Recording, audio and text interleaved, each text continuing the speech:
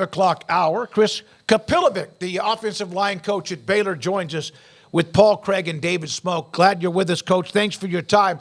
So we had Coach Spavital, Jared Anderson on, and this is the week that you guys finally had a chance to even meet your players. What has that been like for you in the offensive line room?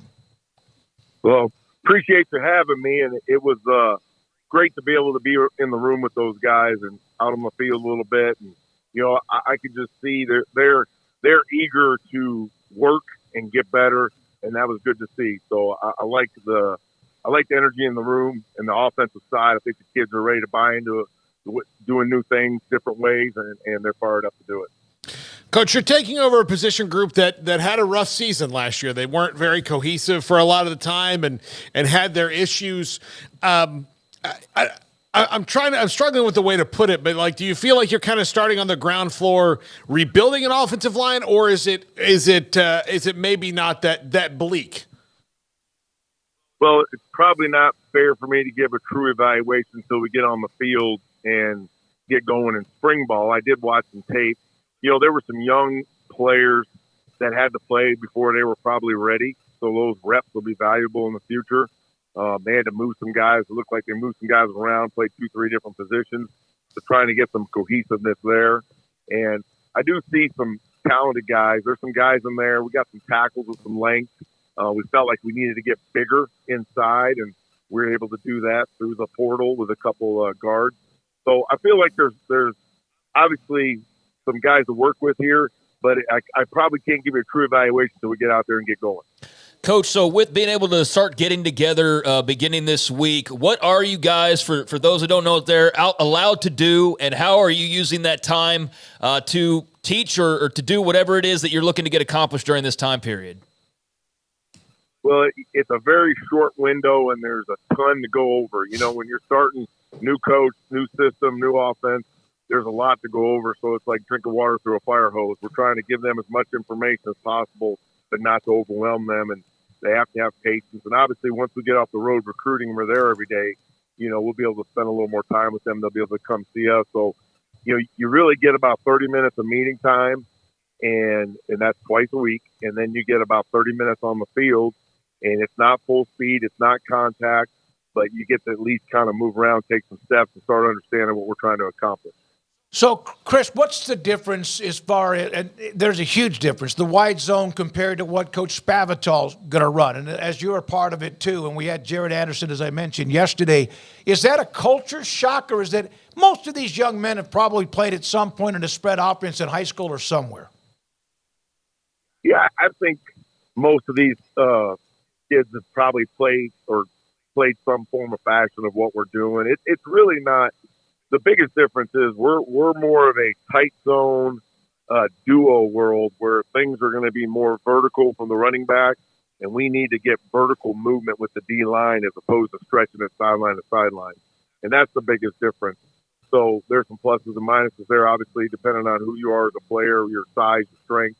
But we will also do some other things that running some gap schemes and some things like that most of these players have done some parts of this. So some people hear air raid or spread offense and think you're just going to throw it 60 times a game, and that's not what we want to be. We do want to have a physical running game and be able to throw off of it. Chris Kapilovic is with us, a Baylor Offensive Line Coach, with us on 365 Sports. Did you have a previous history with Dave Aranda at all outside of of this now marriage with you coming in here, or was it just maybe shifts passing in the night? Yeah. I have never met Dave until now.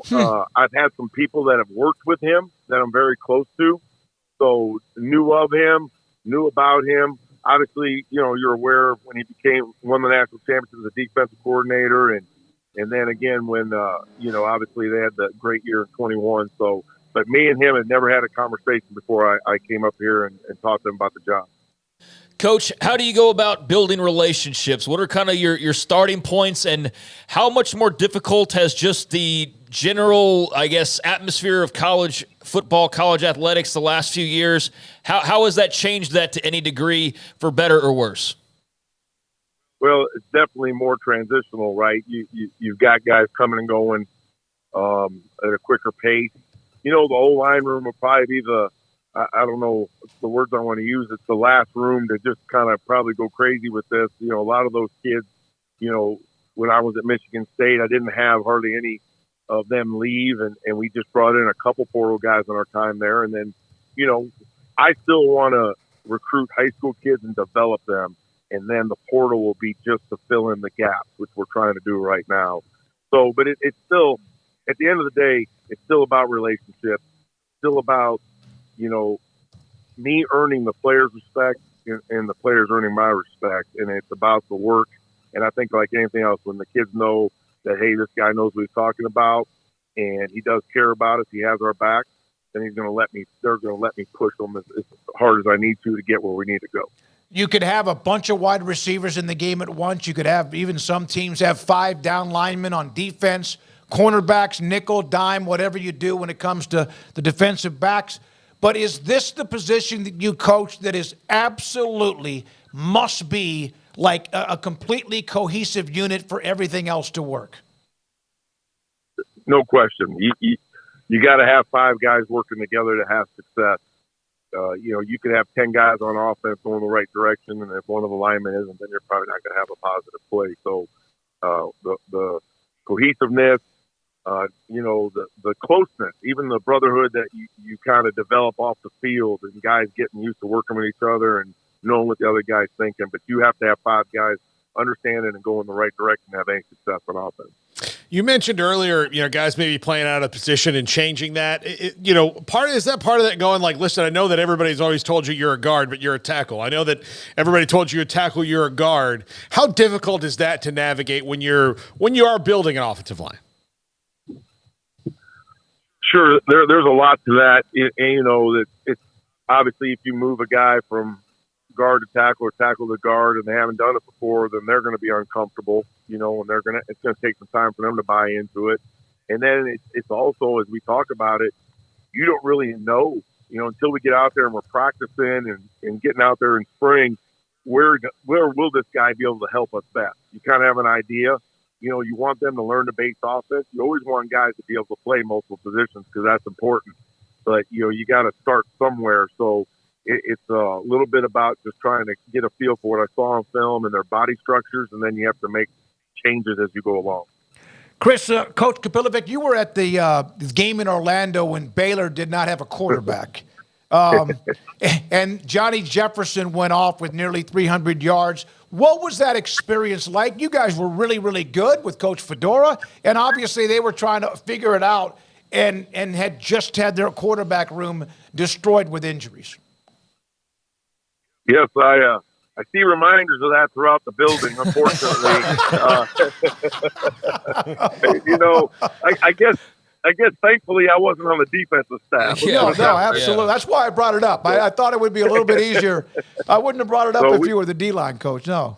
Yeah, we were able to move the ball and score some points on offense, but our defense really struggled. I guess, I don't know if they got caught by surprise or they just weren't really sure what to expect, and it basically was just them running basically a form of Wildcat offense against us.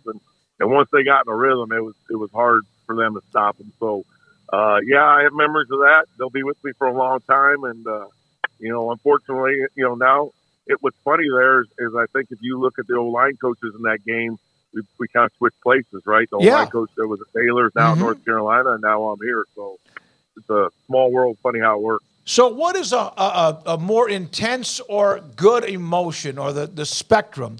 Taking the opposing defensive's will with the offensive line hammering them and wearing them down, or the frustration of a false start when you have a nice drive going? Oh, that's a tough question right there. There's nothing better than the O-line taking over, and you can see the D-line tapping those hats and really wanting to get out of it. So you're the opposite ends of the spectrum. That's the highest point as an O-line coach, and then the lowest point is when we make a dumb pre-snap penalty. That's tough because you feel like as a coach that's you out there, right? It's not me pointing at that guy. It's part of us. So, they're trying to make some adjustments with these teams that will bark out, verbal commands and stem real quick. And they haven't quite come away from it yet, but I'm hoping that'll happen at some point. But yeah, it is a drive killer with a false start's tough to swallow. Okay, why does it seem? And look, false start is a 5-yard penalty. Holding is a 10-yard penalty. It seems to me to be easier, even though you have more yardage to gain back after a holding penalty than a false start. Is it just the mental aspect of kicking yourself after a false start as we're holding? Sometimes you're just doing it to make sure your quarterback doesn't get leveled.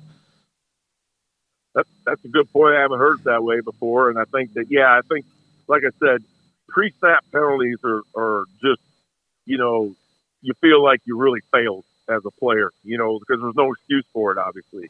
And then sometimes holding's part of the game. We call that an aggressive penalty. Sometimes maybe you have to do it to save your quarterback. Sometimes it's really just a good block, and you dominated him so well that the refs see it as a hold.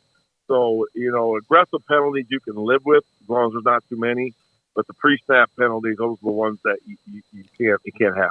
Coach, I saw in your Twitter feed, and I know you got to go. We do appreciate a lot of the time we have now and also in the future. You have hashtag Juice Squad. What does that mean? Well, it's a good question. I know when I get some of the dads that were around the 80s and 90s, they may think of it a different version of Juice Squad than what I'm talking about. But, basically as an O-line, we have everybody knows, anybody that knows football, you're as good as your O-line. The O-line has got to be the engine of the team. And our thing is about the Juice Squad is bringing the juice every day, and it's having the energy, the focus, and that's in the classroom, that's in the meeting room, that's on the field. So we should be the leaders of everything we do on the team and in the weight room. So, juice, energy, that's what Juice Squad's about. Nobody really ever points out good things for the O-line, right? If there's a run for 50 yards and nobody touched the running back, it's a great run, right? He gets hit in the backfield, the O-line's terrible.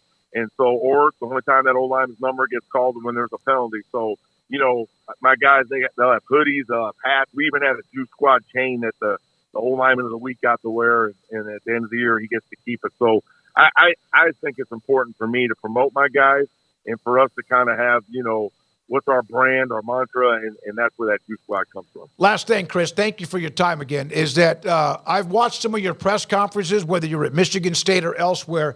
You seem to kind of have that full throttle. I don't know if I was old school, but it seems like you are full throttle. Are most offensive line coaches like that?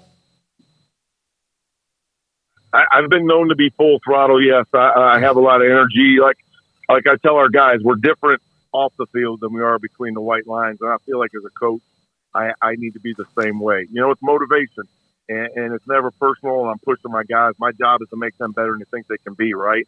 I always give a funny analogy, but I said sometimes, if you look at cattle, they don't want to move, right? So they have to use a cattle prod, right? Well, I can't legally use a cattle prod, so I have to be the cattle prod. So that's where that comes from. And no, not all line coaches are that way. So I think everybody's got to be who they are. The best O-line coaches are going to be within their personality and who they are, because the kids, they're smart.